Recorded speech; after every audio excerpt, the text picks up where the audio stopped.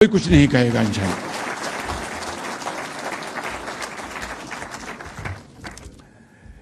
میں ذرا پر آگے بڑھتا ہوں اور کچھ جہاں پر میں نے بالکل ٹھوس حقائق آپ کی خدمت میں عرض کیے ہیں، کچھ تلخ حقائق بھی آپ کی خدمت میں عرض کرنا چاہتا ہوں، اور مائنڈ نہ کیجیے گا کہ ہم ایک like we are sitting like a family here, اور ہمیں بالکل ایک صاف بات ہمیں ایک دوسرے کے ساتھ کرنی چاہیے۔ اس وقت صورتحال یہ ہے کہ تیسرا اشاریہ میں آپ کو یہ بتانا چاہتا ہوں کہ ہمارے جو ریزروز ہیں فارن ایکسچینج کے، وہ اس وقت سے اگر آپ اس کا مقابلہ کریں تو آلموسٹ ڈبل ہو چکے ہیں الحمدللہ، لیکن اس میں دوست ممالک کے قرضے شامل ہیں، اور میں آپ کو کس طرح یہ بات بتاؤں کہ کس طریقے سے ہم نے ان دوست ممالک کو جا کر قرضے لینے کے لیے ان کے درخواستیں دیں، اور ان دوست ممالک نے ہمیں مایوس نہیں کیا، لیکن آپ جانتے ہیں کہ جو قرض لینے جاتا ہے اس کا سر جھکا ہوا ہوتا ہے، اور پھر اس کے بعد جو آبلیگیشنز آتی ہیں وہ آپ کو اس کا اچھی طرح علم ہے۔ میں یہاں پر بغیر کسی لگی لپٹی کے آپ کو بتانا چاہتا ہوں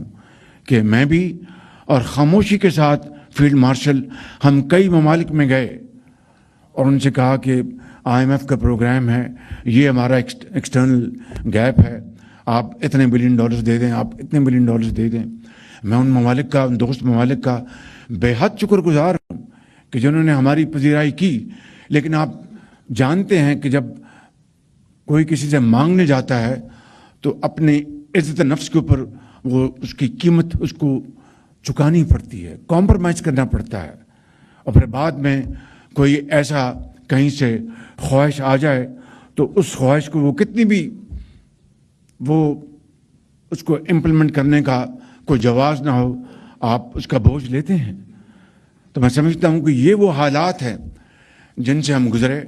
پھر ان ممالک میں جنہوں نے ہماری مدد کی، چین ان میں سر فہرست ہے کہ انہوں نے ہمارے اربوں ڈالر انہوں نے رول اوور کیے۔ میں کسی مزید تفصیل میں نہیں جانا چاہتا، لیکن حقیقت ہوں کہ مشکل ترین گھڑیوں میں، چیلنجز میں چائنا نے ہماری مدد کی ان حوالوں سے، سعودی عرب نے ہماری دل کھول کی مدد کی، UAE نے ہماری مدد کی، قطر، یہ وہ ممالک ہیں جنہوں نے پاکستان کا پورا ساتھ دیا، اور اس طرح یہ پروگرام سٹچ ہوا، اور اس طرح ہم الحمدللہ آج آگے بڑھے۔